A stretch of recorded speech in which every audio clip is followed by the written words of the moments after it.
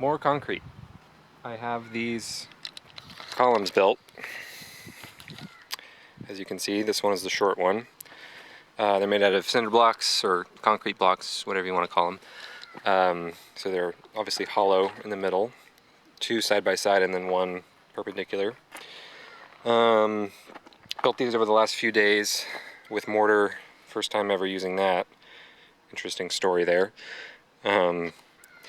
I used regular mortar for the joints here, just a regular mix. But then, because I didn't want to mix that much mortar in one go, I had ended up leaving these empty.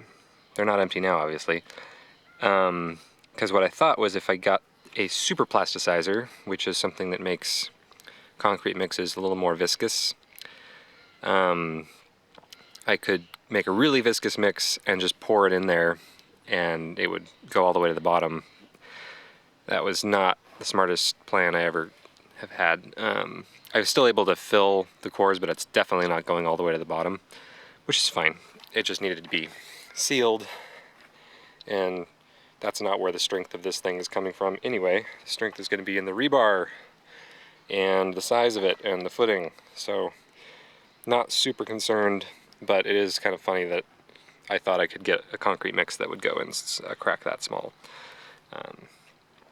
Anyway, so that's the short one, and I have it a form built on the top so that when I finish filling the cores, I can bring it up to this level, and I have this whole apparatus built so that I found the level. As you can see, it is level. And this piece of steel here is actually going to be, this 10-footer is going to be in between this column and this taller column. And it worked out that actually kind of nicely, because the taller column has less to pour on top. It just worked out that way. So I'll need more concrete for this one, but I won't need quite as much on the very top, which is nice. This is just to show you, I'm going to have rebar in each core, obviously, and then this is remesh, which will tie everything on the top together. And then I got this 1/4-inch plate with screws, countersunk screws in the bottom. That'll sit on the inside edge on both of these, and the reason I have that there, it'll be floating on the top of the concrete and eventually permanently affixed to it.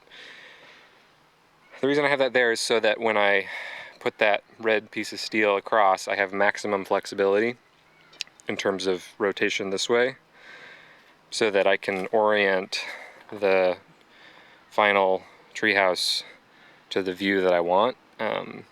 Because if I had sunk bolts in, then I would be sort of committed to one particular direction. But this way, I can put the 10-foot red piece of steel, which is 2x6 by, oh god, sorry, I've been out of focus this whole time. 2x6 by 1/4-inch, so it's pretty beefy. I can place it anywhere on this plate, and then when I have a welder come out, they can just weld it wherever it ends it up. So it's way overkill, but I had the steel, and it seemed like the least worst option.